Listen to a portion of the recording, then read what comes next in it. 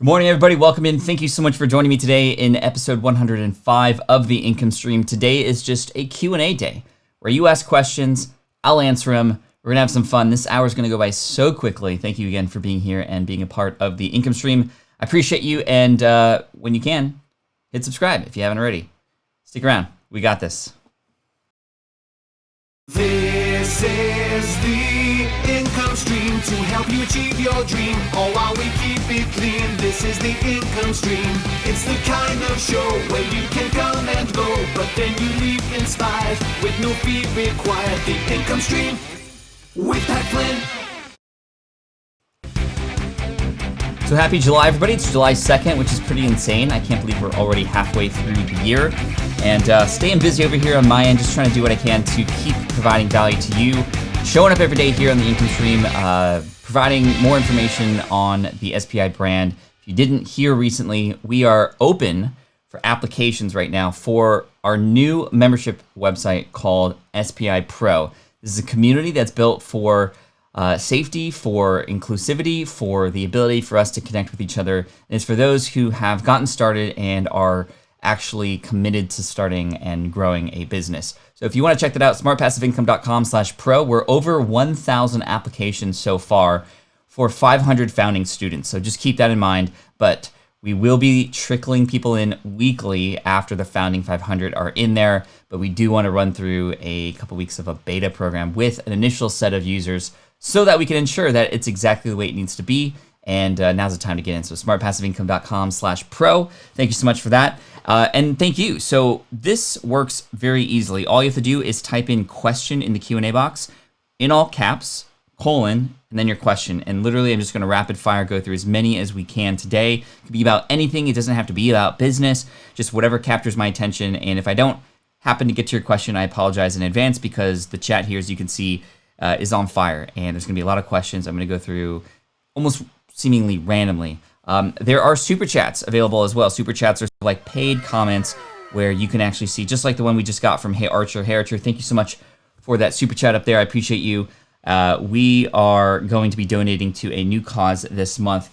In total, we're very close to $2,000 donated in the month of June to organizations related to Black Lives Matter. We donated to ACLU, as well as the ATL, or Atlanta Black-Owned Business Relief, helping support a lot of businesses online and offline in Atlanta who were affected specifically pretty hard by what was going on, and I wanted to help Black entrepreneurs. So thankful to be able to support for that. And this month, I was doing a lot of research to figure out, okay, well, who needs help right now? What can we do? And I really want to donate all the super chats that are coming in this month to the Yemen Relief and Reconstruction Foundation. There is a crisis sort of within a crisis happening in Yemen right now. A lot of children, especially, not having access to food or resources or education right now because of just there was already stuff happening over there, and then COVID just boom, like 10x the problems that were happening over there. So I want to offer some relief over there, and so that's where the super chats are coming in this week, this month, and they're going to be passed forward to the Yemen Relief and Reconstruction Foundation. Cool. Awesome. So let's get into questions. So Bernard's asked, does Google Shopping allow affiliate products? I'm not sure. However, you may be able to manually actually coordinate with another company to display their products on your Google Shopping store such that you can strike a deal or have some sort of mechanism to keep track so that you could do a rev share on top of that. I can imagine that happening. Karma with the hashtag bruh, appreciate you. Bruh. Thank you so much. Good morning, everybody. Thanks for being here. Dundalea, Beth, Rex, Michael, Jamin, Fun will commence now. Zenya and Vlada, Karma, thank you so much. Franco, Geeks Thrive, Chris, great. That is so cool donating. Thank you. Appreciate that. Cool. Question coming in from Learn, Grow, Give. Where do you record, and are you working alone?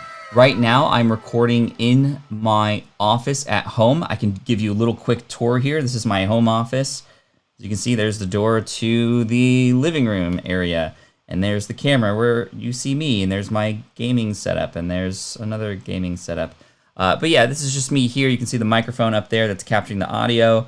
Yeah, it's just a small office, but I make it look good, right? With the equipment that we have and whatnot. And now I can't put this down. Anyway, I'm in my home office and I'm by myself. And so I have access to a lot of buttons and doohickeys here that allow me to sort of run this broadcast in a way where it can seem like there perhaps are other people here with me. But nope, it's just me and a tool called Ecamm Live that I'm very thankful to have access to. It gives me the ability to do a lot of this. Martin, thank you so much for the super chat. I appreciate you, my friend. Let's spread kindness indeed. Bruh. Hashtag bruh for you. So yeah, it's just me. If you want to learn more about the setup here, you can actually find in the description below, or by going to patflynn.com/live setup. You can see all the equipment I use and the lighting situation and the microphones and the cameras and whatnot too. Let's see. Question from Grandma Goody. Any startup advice for 77-year-old marathoner, my older sister, who needs to add income? I referred her to your toolkit and Smart from Scratch. Okay, that's literally what I was about to share as far as a place to start. Since we're still in sort of lockdown situation because of the virus, I highly recommend you can all check out the toolkit, which is at smartpassiveincome.com/toolkit. There you'll find a lot of free resources, including, like Grandma Goody said, the Smart from Scratch course, which is something that we are offering for free during this time, and we normally sell for $249. And if you're just getting started, no matter who you are, that's where I'd recommend you go. We've given away over $3 million worth of that course so far, which is pretty cool. But for a 77-year-old, honestly, age doesn't matter, right? What matters is who are you going to be targeting, like a target market or demographic, and how might you be able to help them? And as a 77-year-old, likely you have a lot more experience, a lot more ability to help those who are younger about a particular situation. If she is indeed a marathoner and that's something she's great at, maybe she could offer help to those who are either of the same age to help them feel relief during and before and after a race, if she wants to help people out with running their marathons, or helping younger folks understand how to make sure they don't feel pain when they're older.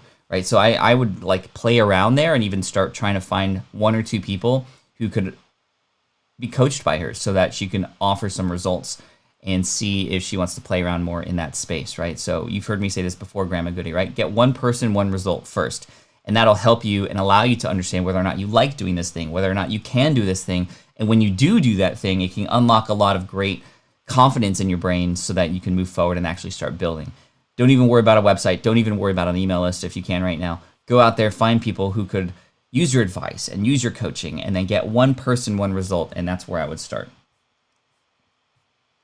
Question from Asma. So can you help me gain information and guide me to the right place to open my food truck? Yeah, definitely go to foodtrucker.com. That's foodtrucker, not ER, just R at the end, .com. This is a website that I started myself back in 2014. I recently sold it, but there's a lot of great information there that can help you. Debbie, thank you so much for the super chat. I appreciate you and adding to the relief fund there. So Asma, foodtrucker.com, there's a lot of great information. In fact, what I'd recommend is you look up how to start a food truck on Google. Here, I'll do that for you. If we go to Google, how to start a food truck. If you scroll down just a little bit, you'll find this post here, which was the very first post that I published on this website. And you can see here, 2,500 comments. 50 food truck owners speak out what I wish I'd known before starting my food truck. So I'd recommend starting there. And there's also some really good information specifically about, starting your food truck journey. I don't know if I could find this here. Let's see. Home. So how to start a food truck, get started today. This is a ebook that we wrote that can help you too. And the company that we sold this business to still has this up. So that's good to see. And hopefully that helps. By the way, here is the Yemen Relief and Reconstruction Foundation. If you want to learn more, yemenfoundation.org. That's the organization that we'll be donating to this month. Great, thank you for the questions, and let's keep going here.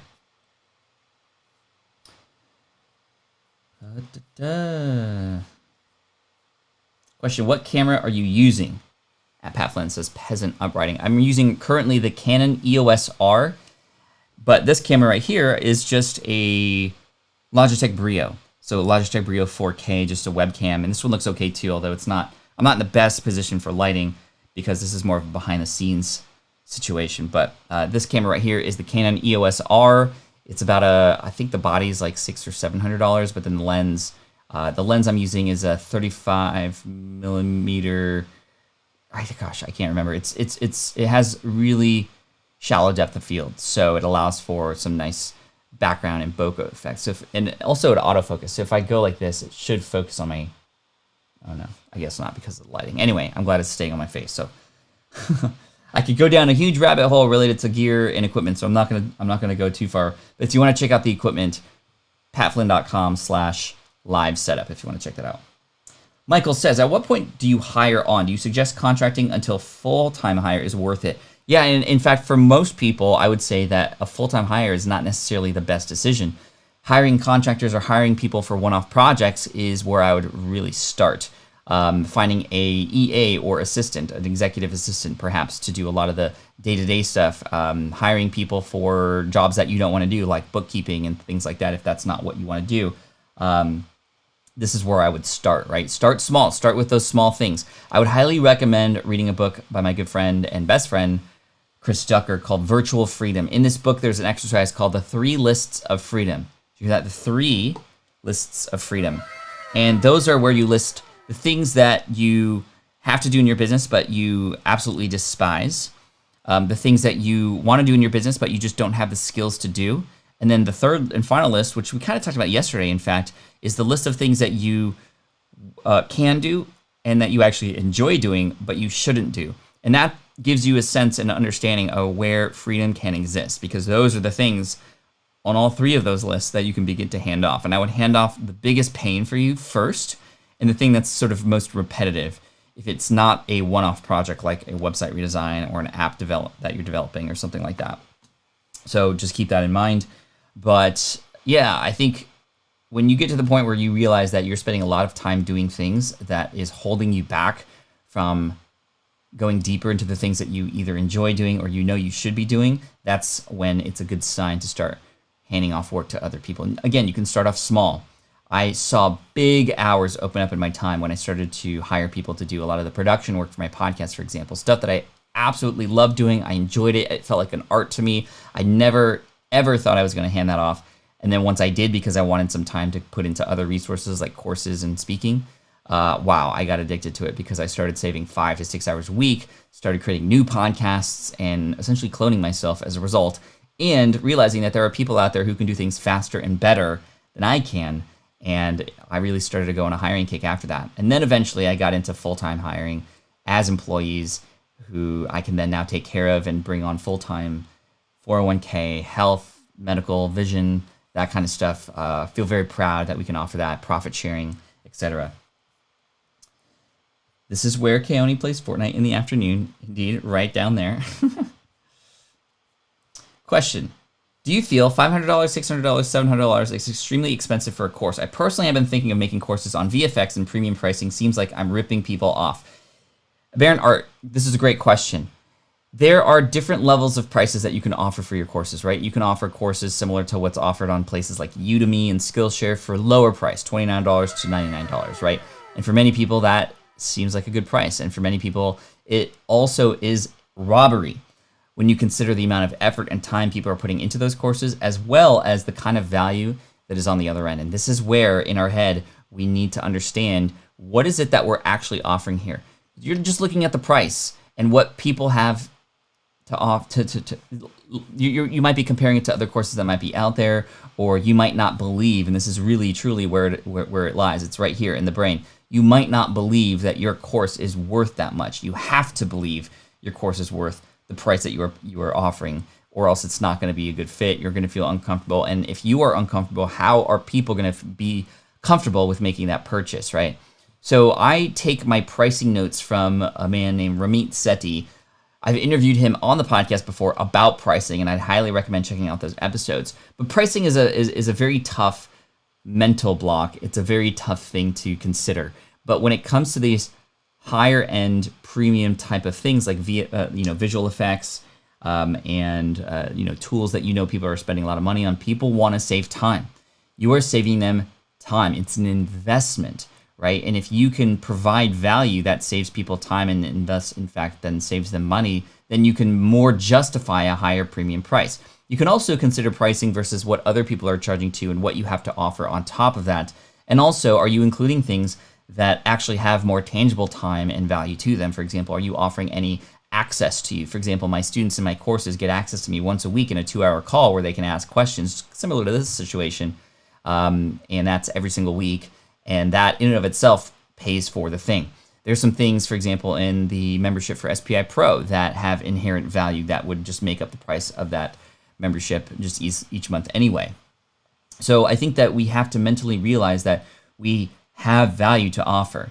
And if you aren't sure if what it is that you're offering is of value, then we got to make sure of it. We can take people through that course or through that structure that we're offering in the course to just gain the knowledge that we are actually indeed helping people, and then considering, how much value is that to them, right? So pricing is definitely a very difficult thing, and the mental hurdles are definitely there. But typically, we undervalue what it is that we're offering. That's in general, especially entrepreneurs who want to try and reach everybody. And this is the final thing I'll say here, is that a lot of times entrepreneurs will price very low so that they can reach more people.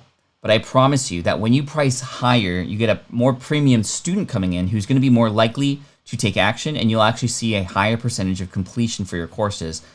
That's what I'm very proud of with my courses. A lot of people tell me it's some of the only courses that they've ever finished. And it's because the students who come in, they have more skin in the game, there's more perceived value, and there is more value there with the way that I know how to teach. I remember when I launched my ebook study guide on my architectural exam website. This was my very first business that I started back in 2008 online. And it was priced at $19.99 an ebook, right? And the reason I priced it so low is because I wanted to help as many people as possible. But I actually increased the price point as a result of some advice that I got. And guess what happened? I ended up selling more. There's higher perceived value. If you go into a furniture store, a beautiful antique furniture store, and everything is worth thousands of dollars, but you see a chair there that's exquisite, it's beautiful, it's shining and glimmering in the light, but it's only $10. Everything else is thousands of dollars. You're gonna think that something is wrong, right? You're gonna be like, what? Like, is this a haunted chair? Will something happen to me if I sit on it, right? So there's this thing called perceived value. And although you might be reaching less people, you can ideally make more money serving less people who, in fact, are in a more percentage going to complete it. Now, the other part about this is you are not taking anything away that people who could get for free could get, right? This is the other mindset shift that I had to go through when I started selling my own stuff was, well, how am I still going to help people? Well, I'm not taking anything away from those who are consuming information for free. In fact, I'm giving them more. It's just those who want to dive deeper and want to invest in themselves have this opportunity to do it in a premium course where they're more likely to take action and follow through. Hopefully that makes sense. Okay, thank you, Terrell, for the question here and the super chat. I appreciate you. Hi, Pat. What's the difference between SPI Pro and the SPI Facebook community? The SPI Facebook community is literally just a forum where not my team, not I, or any sort of structure exists other than just communication. So that is a beautiful platform with 50,000 people in the SPI community who are there. But SPI Pro is a much more filtered community and a much more filtered structure, if you will. SPI Pro includes things like monthly AMAs with not just myself, but a lot of my team members who have special skills who will be in there.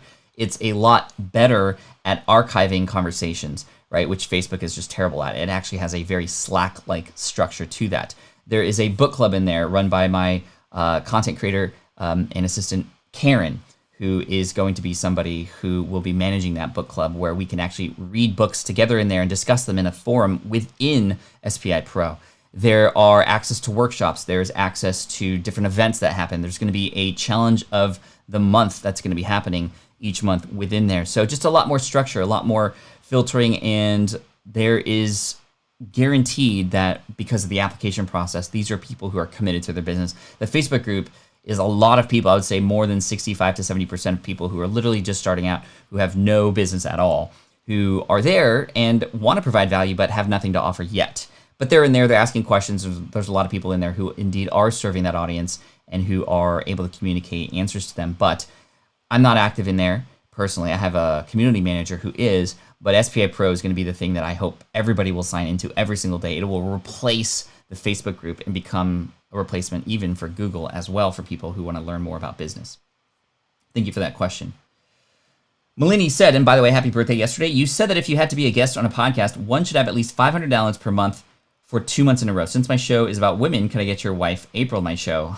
Thank you so much. I appreciate that. The requirements for me to be on a show are, I honestly, it depends. There's a lot of factors. I have gone on shows that have had 0 downloads, like at the start of their journey. So there's not really a set in stone rule for that. But in terms of my wife, April, she's shied away from doing that. I've told her because she's gotten a lot of requests that, I'll continue to let her know when there are requests. So I'll let her know, Malini. However, I cannot guarantee, and likely she's going to probably lean toward no right now because she's just very shy. She doesn't want to show up online. She's very behind the scenes and is focused on the kids right now. But if you have any questions for her, I can ask and pass things forward for sure. But right now, she just likes to remain behind the scenes. She's a little bit more shy about that. And thank you for asking, though.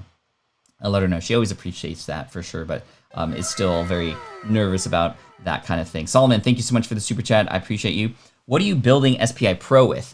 We are building SPI Pro with Circle.so. Circle.so. And in fact, this has got me very excited because it's the best of Facebook groups and the best of Slack and the ability for us to manage the community in the way that we want, plus all the things that are coming within this community. It just has me so excited. There's other great platforms out there for creating memberships like Mighty Networks and things like that, but Circle.so has me wilding for sure.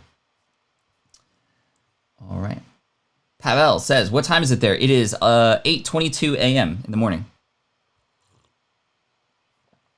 Okay. Let's see. Looking for more questions here. Scrolling down. Debbie, thank you so much for the Yemen Relief super chat. I appreciate you. Razwan says, how would you recommend someone to go about finding a WordPress plugin developer, and how would you go about selling it without an existing market? So this is a great question, and I do have a story here. So let's do some story time. So back in 2010, I had a couple friends of mine also in the blogosphere create WordPress plugins, premium WordPress plugins that they each sold to their audience on their websites. And these are premium WordPress plugins that required a little bit of a payment. One of them was, I think, $49, and the other one was $299. They didn't know each other, it just so happened that they were coming out with them at the same time. They both earned over $100,000 within a week. I was like mind blown. I was like, whoa, you have this audience and you made this plugin that now essentially is just software that can be copied and reproduced and sold over and over and over again. They each made $100,000. And so I saw dollar signs come out of my eyes, like cha-ching. And I had a bigger audience too. So I was like, this is an amazing opportunity. So I'm going to find a WordPress plugin developer and I'm going to reach out to them and I'm just come up with an idea so that I can sell this plugin to my audience. Well, I found a WordPress plugin developer online. There are a lot of agencies out there who will create them for you. And I was quoted $6,000 and 6 weeks to get this idea that I had, that I just sort of found a problem with my audience and with my website that I could create a plugin for. So I was super excited because I was going to keep this project secret and I was going to create it. But what it was supposed to take 6 weeks ended up taking 6 months and cost me over $15,000 to get to the point at which I was happy with, because there was a lot of back and forth, a lot of problems with the developer along the way that honestly, looking back, were completely on me. Completely on me. It was my fault because I did not fully flesh out exactly what this idea was supposed to be. I would recommend right now, Razwan, for you better make sure that you understand exactly what you want this plugin to do, what you want it to look like, what buttons go where, how you want it to function, all those different things. And also the other and the biggest mistake I made. So that mistake I just mentioned, just like, not really knowing what this idea was, it led to a lot of the developer filling in gaps for me, answering questions that I didn't even know existed, to try and just get something out there. And it just, again, I didn't even know what I wanted exactly. So as a result, how could a developer know how to develop for me?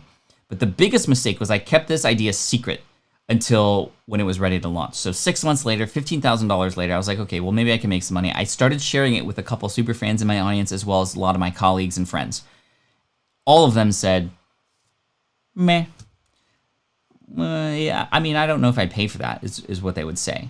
And I was heartbroken.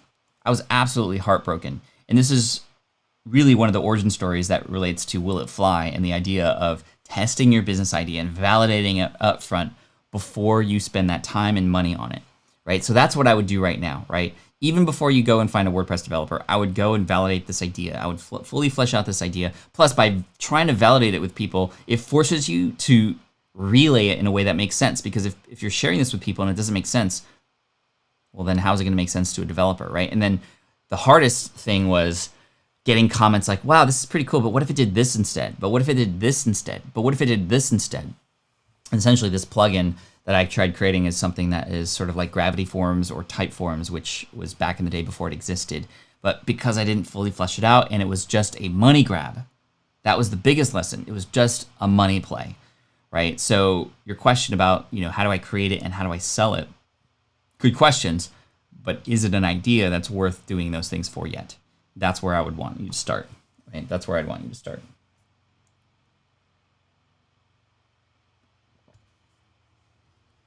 All right, great questions, by the way.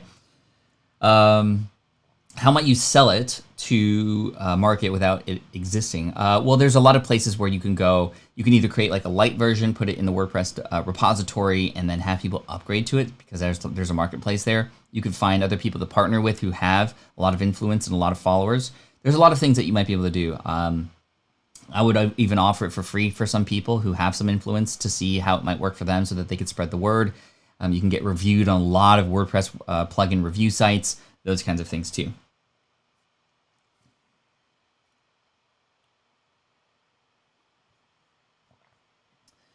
Jehellison says, how can I keep track of my video content so I can reference each other on the road, strategies and or tools?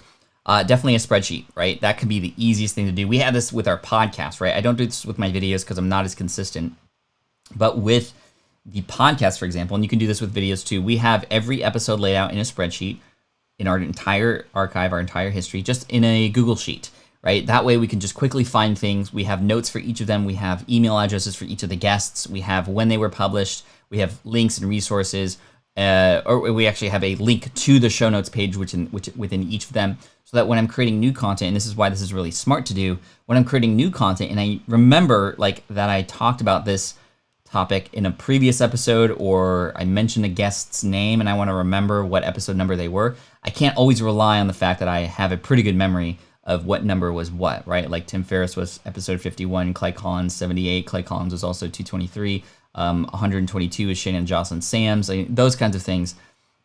Yeah, you could do it that way, but you can just make it easy for yourself and start to document this stuff as you go, so that when I go back and I go, okay, I remember an episode with Nathan Barry, I think it was 285 or 275, I can't remember. Let me look up in the spreadsheet and then I'll find it, right? So that's how you can do it. Question from Tandalea. Would uploading videos daily help with growing your channel and algorithm, or should just stick with a weekly or twice a week schedule? This is a great question with a lot of nuances, right? There is, in fact, even in my own experience, data that shows that by uploading more often, you're going to get better results. However, if you suffer with the quality because you're trying to stick to a daily schedule, it's not going to work out for you in the long run, right? It might help with the algorithm, but what happens when you come out with stuff daily, just so that you can come out with stuff daily and the quality of your stuff suffers, yeah, sure, more people will find you, but less people are going to stick around. Less people are going to subscribe. Less people are going to keep coming back. I did a daily run in February of 2019 for about 2 months, and it was hard, by the way. It was a drag. There was a lot of batch processing. I was really excited at first, but then it felt like a drag. It felt like a content hamster wheel, but I did see a rise in numbers. But then I burned out, right? It's almost like it felt like a diet. Okay, I'm going to do this diet thing for a few months and hopefully stick with it, and then I sort of fell off the wagon, and then I stopped producing, right? So I would say try to find a good balance of coming out with as much quality content as you can in a consistent basis. And in fact, I'm remembering now when I was going live daily, or not live daily, but when I was producing recorded YouTube videos daily, there were a lot of people who were like, I can't keep up with this. There's so much stuff here, and it's all great, but I just can't keep up with it anymore, right? And when I started to go to once or twice a week, I started to see a lot more subscribers stick around, if that makes sense. So it's going to really be a balance. I think that it also depends on the industry you're in and also how easy it is for you to create this stuff. There are some podcasts / video channels that I do follow that do come out with stuff daily, but it's mostly because it's about news related to stocks and Tesla and whatnot. The Daily Tesla podcast with Rob, for example. And it's just I can't get enough of him. And that's okay because that's something I'm interested in. But as a creator, I know that he puts in a lot of time and effort. He recently quit his job to do that full time, which is pretty cool.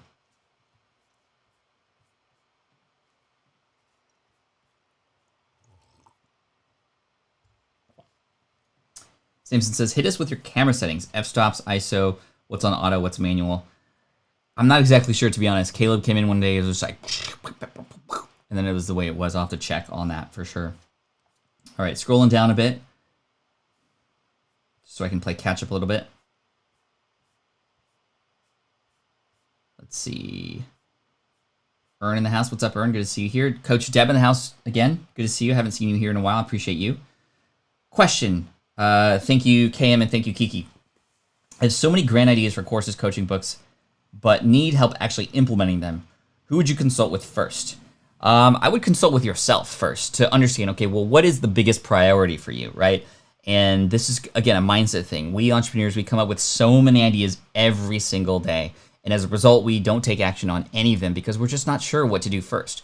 I would run some exercises like the airport exercise in my book, Will It Fly, which you can actually get and download for free right now at smartpassiveincome.com/toolkit. You can download the PDF file. You'll see an exercise in there called the airport tests.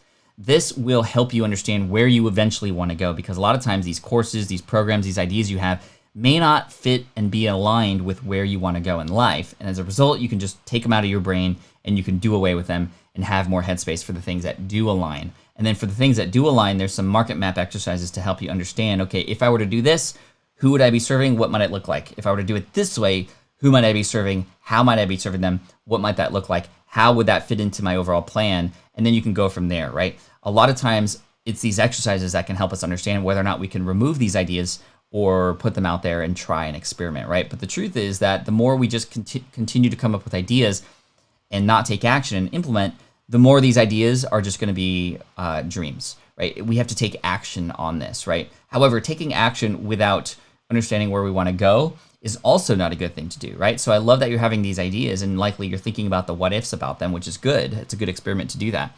But we also, as we're taking action, have to know why and how they're going to fit into our lives, right? Because vision without action is a daydream. Action without vision is a nightmare. Does that make sense? Vision without action is a daydream. Action without vision is a nightmare because you're going to be doing things and not really knowing where exactly you want them to go. Dash Japanese proverb.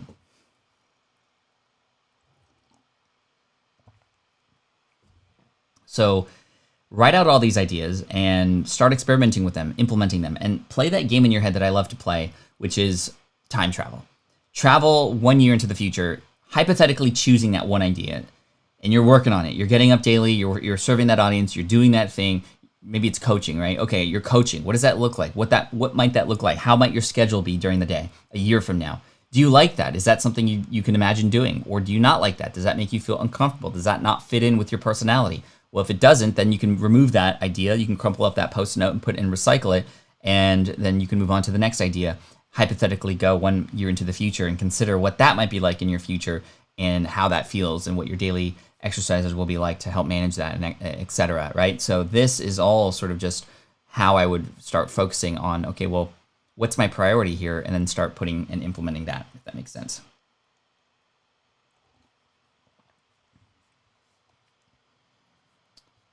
Cool. Good questions so far. Thank you so much, Quaranteam. I appreciate you. Let's see.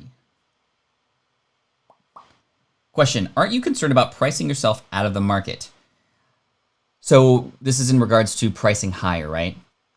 That's always a concern, obviously. Like, am I priced too high? But this is where you start to, when you get results for people, you can understand the kind of value that you have to offer, right? Like, let's say, for example, my podcasting course. It is retail $7.99. $799, which is very much up there. There are prices for courses that are much lower, for sure. So how do I, as a entrepreneur, feel comfortable charging that much when there are other people charging much less? Well, it's because I know that the kinds of things that I can conclude in there will make up for that cost, right? I have a specialty within the podcasting space of getting found, right? There's so many people who can tell you how to get a podcast up and running, but less people to tell you how to actually market that podcast and profit from it and turn it into a business. And this is why, for those who take my course, many of them move on to actually go full time with it, to turn it into a business. And the price of the course is almost a joke to them now, because they were like, wow, I would have spent thousands for that, right? Access to me, I know, with my hourly charge, if I were to do coaching, is baked into there as well. And it creates that juxtaposition of, well, this is still a very, very good price for what it is that I'm offering, right? The value. And when I started to see the results that I was getting for people, this is where I started to justify that price more and more and more, right? And at the same time, I am actually pricing it away from where other people can't afford it, but I still have free content and other things that can help them. If you want to go deep, and it almost sets a tone for the kinds of stuff that I have to offer, where yes, it is a premium price, but it's also a premium experience as well.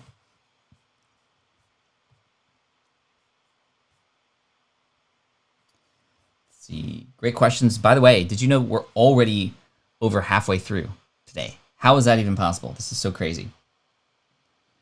I so needed to hear this, says Martin. Going to take my course off, update their launch at a better, higher price. Right? There's this perceived value, if that makes sense. Karma says, for most of my career, I was always the highest price for my stuff, but I always tried to make sure they got 3x the value for the price as well. Indeed. Right? Do you want to be the Tesla, Mercedes, BMW, or do you want to be the Pinto, or no, or the Honda or the Toyota, right? Which are also good, reliable, but it's a different demographic and different type of person who drives that car.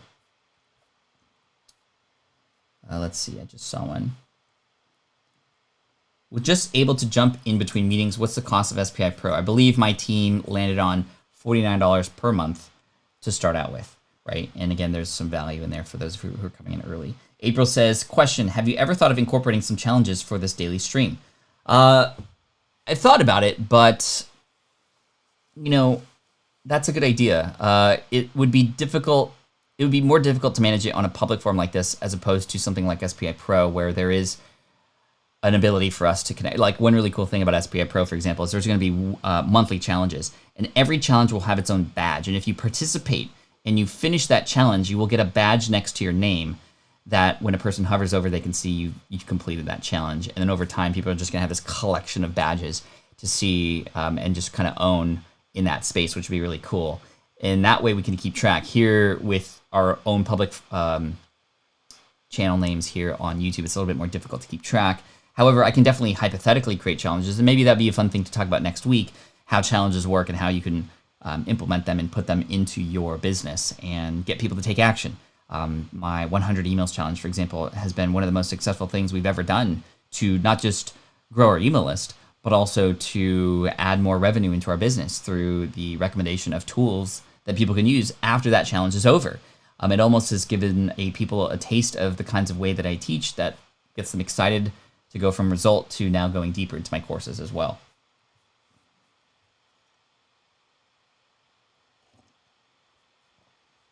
Cool. Aaron says, question, Pat. I have all the gear set up, tons of experience, and I sat down and created 100 topics around my idea. I can't seem to find a place to start the channel story. Why can't I start ideas? Probably it's just it's new to you. It's something that is very uncomfortable. I remember, just when I started creating content, I had all these ideas, I had all these things in mind, and I had all the gear and equipment, and I just sat down and when that recording button went on, I just froze, right? And so you can help yourself by doing a few things. Like, what really helped me at the start of my podcasting journey was inviting friends on my podcast, for example, because I could have a conversation with my friend. I was still a little bit nervous inviting people on the show who I had never had conversations with before, but bringing my friend on got got me going a little bit and got me a little comfortable right at the start.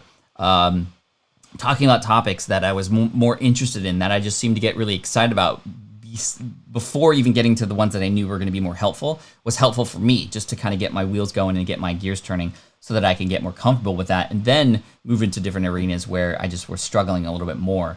So completely normal for this to happen, Aaron. And I think I would position it as the universe testing you, right? You are at the moment where you can actually get started or go back to where you were. And I want you to make that decision in your brain where you can commit to doing this and realizing that you're going to have to be a disaster before you become the master. You just got to get stuff out there, right? And there's only one way to grow, by getting started, right? And it's going to be bad, but every day you improve. And I recommend, if, for example, you're doing videos, go back to the past and watch my early videos from 2009. Go back and look at some of the early videos from some of the biggest YouTubers, right? Like Mr. Beast, his early videos are terrible. MKBHD, his first 100 videos were for his first 100 subscribers, right? And now he's at 12 million channel subscribers, which is pretty amazing. And he's one of the top, if not the top tech reviewer on the website. So you just got to get started, right? And you got to get uncomfortable, like we talked about yesterday.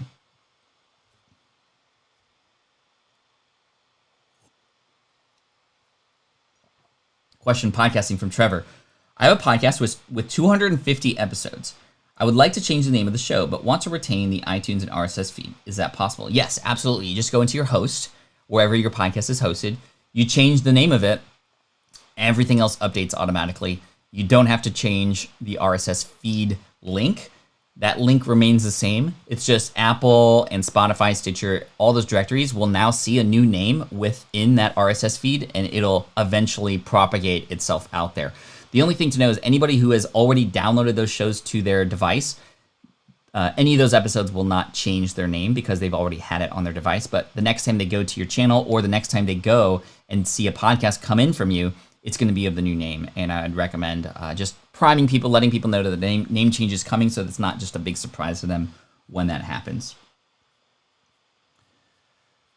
Cool. Pat Flynn, you reminded me of a big question. Could you please tell us what content you create and which you outsource to your team? Yeah, absolutely. So currently, in the current state of SPI, I still create most of the written content on the guides. So our big, meaty resource posts, our pillar content, like you've heard me talk about before, I'm still creating that. How am I creating it, though? I'm actually working with a writer on my team, and they are interviewing me. So they are asking questions, and I'm providing information, I'm providing stories, I'm essentially transcribing or dictating what I want the blog post to be about. We have a very detailed outline for each of these posts that go within our guides, and then I will dictate each of them, and this person who's going to be writing them for me with my voice, with my stories, but just essentially taking my words and turning them into blog content. They're asking me questions where there is any, lack of clarity, if that makes sense. And that's how I'm able to create a lot of meaty content without having to actually sit down and write, which takes me a very long time. So by dictating them. There is a team member of mine who's in charge of collecting success stories, and she writes those success stories and puts them on the website. So she's creating that content herself, and she's actually interviewing a lot of people who are getting results in the brand and pulling those stories out and then featuring them on the website. And we're in fact going to do that a lot more now in the future. Where I am still very heavily involved is with the podcast. I, with my assistant, schedule the interviews, and we do the interviews, and then I will actually take that interview and then put it into Dropbox, and then from there, my team takes care of the rest of it. If it's a solo podcast episode, I'm still recording those myself, and then after I finish recording, I pop that into Dropbox in the folder number for that particular episode, which was thought about ahead of time, and then my team takes care of it and publishes it as well. On the email front, I'm writing most of the emails except for the digest email that comes out on Friday. I see a draft of that. I put in my 2 cents, and then it gets pushed out there on Fridays. And then marketing emails, I do have probably 80% written by me, but my team will take that and put it into ConvertKit and finish it out, edit it for me. And a lot of that is done in the same kind of way too. So that's been really great, and that didn't happen overnight. Honestly, for the first 6 years of my business, it was literally all me. Everything from the website to the graphics to the editing to the show notes to the recording, editing of the videos, popping them up on YouTube, the social media. all of it was me. I'm still the only one who manages my social media accounts, by the way. So that's only me, except for the Facebook community, which when you see me in there, it's still me, but that is largely run by others. SPI Pro is going to be run by the entire team, in fact, which is going to be cool.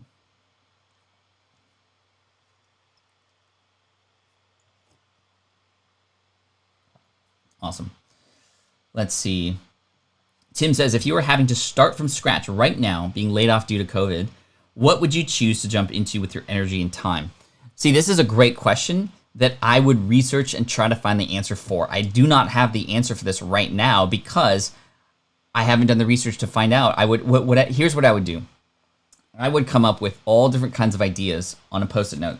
Just lay them out on the table. What could I do? What do I have experience with? What are people asking me questions about? What might I be interested in doing? Just lay them all out on the table. And then start to filter those ideas and start to experiment with, okay, well, where can I hopefully get a person a result soonest, right? If I am indeed in need of money right now, I want to see what I can do to help a person using my skills, using my talents, whatever those might be, to help other people get something that they need, right? Nobody's ever gotten poor by helping other people get the results they want. So I would try to dive into who needs help right now and how might I be able to help them using whatever skills I might have, right? And that's where I would sort of start. That would then allow me to experiment. I might try 3 or 4 things, right? Sort of kind of manually doing them, not creating a website, not creating business cards or anything like that. Just going out there, finding people, not being afraid to ask, not being afraid to get rejected, even though I am, but putting myself out there to see who might need help. And then experimenting to see, okay, can I get one person, one result in that category? And if yes, awesome. And if there's multiple categories in which I can do that, then I can decide, okay, well, which one do I want to dive deeper into? And now I can unlock more abilities there too. All right. Question, how long should you offer free before you start charging? I want to build audience. This is a great question, Diana. And I think that you could, there's interesting things that happen here, right? You can charge for stuff sooner than later.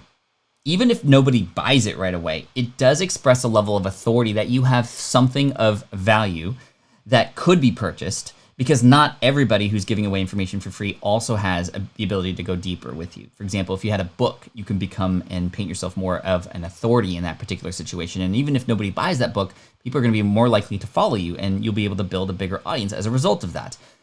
Perhaps you have a course, and even though nobody might purchase it up front, there might be people who over time, once you get to dive deeper into your stuff and they get excited about who you are and how you teach, maybe they get access to it later, or at least within a wait list, for example. So I think it's okay to start charging when you know that you have information that you can help people with, or that you have the ability or the talent or the time to help people with achieving a certain result. This can be done fairly soon. In fact, if I were to take things back and start over, I would likely start charging for things sooner, because I found that once I started charging for my own stuff, I was starting to help more people, right? That's the sort of weird thing about this. Like, you can sell and serve at the same time. Now, if you're just starting out and charging or not, I think building an audience is a smart thing to do, because you can utilize that audience to help understand exactly what their key problems are, and you can determine what language they use so that you could relay back what it is that you can do to solve those problems. They're going to be more likely to work with you in solving that problem. And again, getting one person, one result would be the key to start out with. Bro, this is so profound. You have to get uncomfortable. So true. Thanks, Boris. I appreciate you. Pat, I'm your follower from Mexico. Hope you can help me. I have been receiving many calls from guys who are in MLM inviting me to be a part of their team. What do you think about MLM? I've personally had bad experiences with MLM type things where I've been invited and befriended and then eventually find out that they're just using me to earn more money and get more commission and forcing me to start recruiting people under me. And it's definitely more of a pyramid scheme type of thing. And it just never left a good taste in my mouth. I do know some people, however, who are working with brands that are considered MLMs, who are doing extremely well, who are serving people in a way, much like how we as entrepreneurs with our own businesses serve other people too. I personally don't think that if you have the ability, I personally don't think that if you're doing MLM type stuff, that's considered your own business. You're just a agent within somebody else's business, helping them grow theirs. And as a result, you are able to grow and earn more commission too if you recruit and hire people under you. So that's kind of cool, but I don't consider that being an entrepreneur. I don't consider that your own business. You're just an agent in somebody else's business. But that being said, MLM, not always bad, but personally, I've just had bad experiences with it. So just be careful if especially your friends are asking you to be a part of it. You know, they've given you the demonstration. They're cutting that penny with the scissors from Cutco. You just got to be aware what's their real intention here. Are they actually trying to help you, or are they just trying to recruit you because they're going to make more money, right? I would just have some honest conversations with people about that.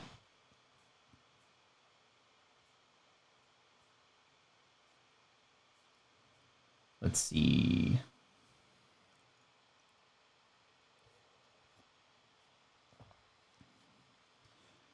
Let's see. Question, how many people do you have on your team helping you with your business? Currently 6 full-time people. And again, this was only at the beginning of 2019. Before that, I had just one, me. I was my own employee. That was it. Everybody else on my team who was helping me and have been helping me since 2014, 2015 were through an agency. This agency was called Winning Edits, and it was run by this person named Matt Gartland, who I hired, and he helped me with all kinds of different projects. He helped me create my online courses, helped me with my books, etc. In 2019, I said, hey, I want to just buy your company. I want to buy all of your employees and have them work for me. And he was super stoked about that. He's actually since come on to become a shareholder in the company as well, which is really cool. And now we're going big time, right, with all of this, which is really cool. So 6 people who have different jobs, and I love them so much, and they feel like family to me.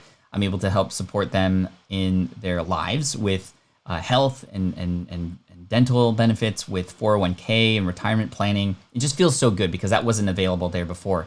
And in fact, I'm actually, as a result, paying less than I was when I hired an agency, because now I don't have to pay the additional cost for having the agency. I just pay that money up front to have this team come on, and now I'm able to help support them, and they're able to support me, and they're with me full time now, mentally, which is pretty cool. All right, let's see.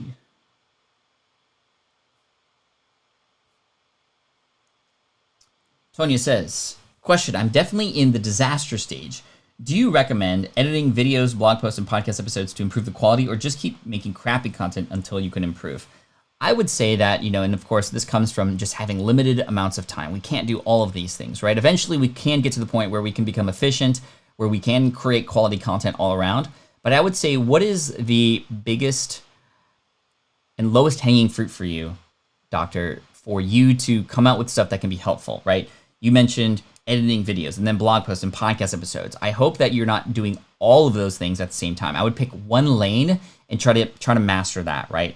Yes, you're going to be missing out on other things. There's FOMO, right? But if you try to spread yourself thin across all these different platforms and try to become the best on all these platforms, guess what? You're going to give each of these platforms all you can give, which is only 33% of your time and effort, versus putting those other ones aside for now, and that's the key word, for now, focusing on the one that you're most excited about, and then learning everything and anything that you can to get the best quality out of that, to become more efficient there, thus getting time back to then put into something else should you choose to want to do that. Plus, I know a lot of people who focus on one lane and they go, you know what? I don't even care about those other lanes anymore. This one lane is the thing I get so fired up about and I'm getting results from. I'm not even going to think about anything else, and that's what I'm going to stick with. So I would pick one lane, move forward with that, and try to become efficient with it. And as you go along, incrementally improve your quality over time. You don't have to have the perfect episodes or the perfect video right off the bat, but get something out there, and the next time you create a video, try to get a little bit better in one arena. Maybe the next time, make sure your audio is better than it was before, or try to create more pattern interrupts in your video so you can hook people a little bit longer. In the next video, maybe you create open loops within the video to keep people watching longer, those kinds of things. This can be added over time, and yes, there's so many things to do, but you don't have to do all of them right up front.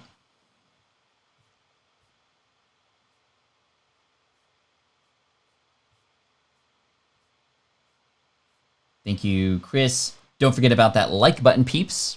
Hit that like button. Let's see if we can get to 100 before we finish up in the next 5 minutes. Appreciate you all for being here. Question from Consult the Blind Guy. I was a recruiter for 8 years. Should I use that frame of mind for the way I create content of all types and how I engage others about the content products I make? Thanks again for the help. I don't necessarily know as a recruiter what new skills or what talents you have, but if there are indeed talents and superpowers that you've gained through that, then definitely incorporate that into what it is that you're doing. You don't necessarily have to explicitly mention that you were a recruiter for 8 years, thus this content's going to be great. You just make it apparent. You make it become something that's a part of the content you come out with, and just use those talents and skills that you have. And then it will become apparent. And if it is indeed related to your industry, however, then of course you can mention that for proof and authority and expertise. But whatever experience that you have from your past, whatever you can incorporate that is useful, that is beneficial for your audience and for you as an entrepreneur, then definitely incorporate them into your stuff for sure.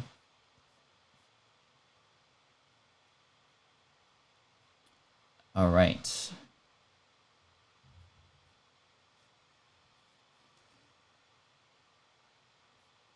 Let's see. Questions.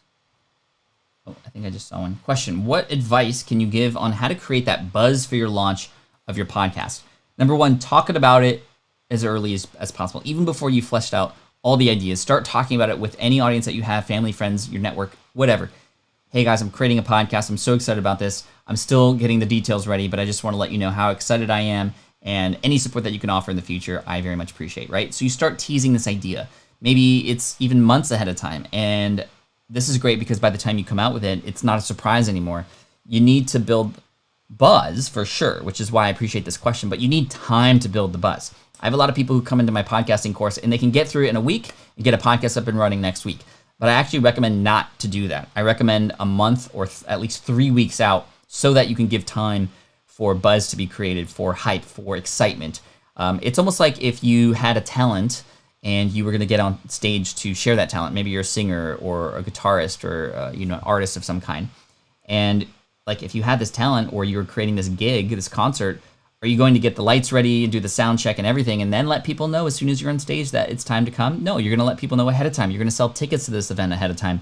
You can start teasing it up front. You can start building a separate email list or segmenting a certain part of your email list for people who are indeed excited about this. You can start sharing a little bit of a few moments here and there leading up to it so that by the time the launch date happens, and this is really key, this is what I teach in my course, you make a huge deal out of it because it is a huge deal. It's an event. So you have a date. You let people know on this date, this big thing is happening. And you start revealing more information over time. And then when you launch with 3 episodes. That's what I teach my students because you want people to start binge listening all of it on day 1. If you just had one, it's almost like you were putting on a concert, you just played one song and you left.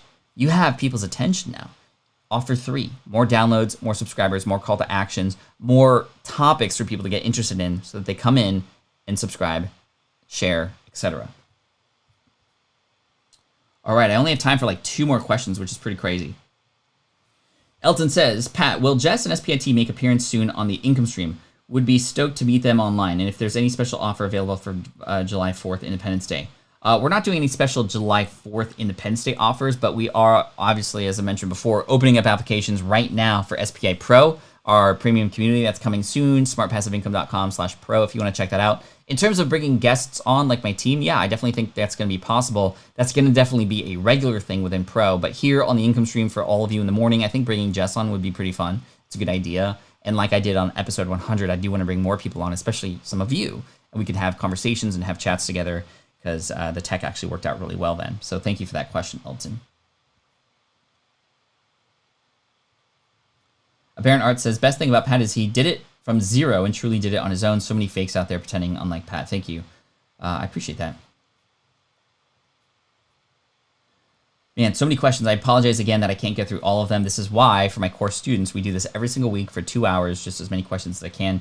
Today, although, because the team is off, I'm going to have a shortened office hour. So for those of you who are students of mine, you'll get an email from me very soon about the fact that we'll be having office hours, but it's going to be cut in half this week due to the fact that we're all on vacation. But I still wanted to do it for all of you because now is a good time to get going on stuff. Beyond grateful for all of your advice and everything you do, Pat Flynn. Thank you so much. I appreciate you. Let's see. There was one question here, and this is the last question I'll ask all of you as well. So thank you, Karma. What are you doing for 4th for your family? Well, I'm a little bit scared because I think it's 19 counties around San Diego have put lockdowns on beaches and bars and restaurants. San Diego County is the only county left in this SoCal region that is not ban anything right now. And that's scary because guess where everybody's going to flock this weekend? So we are not going to be going to the beaches. We're not going to be going to anywhere. We're going to be stuck at home. And that's, I think, the smart thing to do. I really wish San Diego would lock down the beaches and everything just so that we don't, we're doing okay here. There's been a lot of things, and the entire communities have been working hard to make sure that we don't, get any outbreaks right now. But we'll see what happens after this weekend. So right now we're just planning on, and again, answer what are you doing for July 4th if you are from the U.S. and celebrating? We will be doing some barbecuing. We will be in the pool in the backyard. We have like a 10-foot inflatable pool that we bought for this time period, and playing some games probably, and playing board games, playing cards, and watching movies. Yeah, just kind of chilling at home. Not much. Not going out though. That's for sure. So. Anyway, thank you so much for your time. I appreciate you. This was a really amazing conversation today. Thank you for the questions. Tomorrow, we're going to answer more questions, likely, because we have... Where's my wheel? Oh, it's way down there. I don't know if you can see it, but it's... you can see right there. There's the wheel. We will be doing the Wheel o' Fun tomorrow, where we're going to do some giveaways. We're going to do some fun things. We're going to play some games and also answer more questions too. So make sure to come in tomorrow, 8 a.m. Pacific, 11 a.m. Eastern, right here, patflynn.com/theincomestream. I appreciate you so much. Team Flynn, you're amazing. Take care. Thank you so much for all the amazing questions today. I'm sorry I couldn't get to all of them, and I appreciate all of the donations, the super chats that came in that will be positioned for the Yemen Relief and Reconstruction Foundation to help those in need, to help with that crisis within a crisis that's happening over there in the world right now. I highly recommend you check out yemenfoundation.org if you want to learn more about what's going on over there. They're definitely in dire need of help right now, and I'm thankful to be able to pass on income from my own family as well as the family here to them who need our help right now. So, team, thank you so much. I appreciate you. Take care, and I will see you tomorrow. Great day today. Cheers. This is the income stream to help you achieve your dream, all while we keep it clean. This is the income stream. It's the kind of show where you can come and go, but then you leave inspired with no fee required. The income stream with Pat Flynn. Hey y'all, have a safe and happy July 4th weekend if you celebrate Independence Day in the U.S. Oh, the other thing we're going to do is we're going to watch Independence Day. Will Smith. Great movie. Love it. Take care, y'all. Love you. Bruh.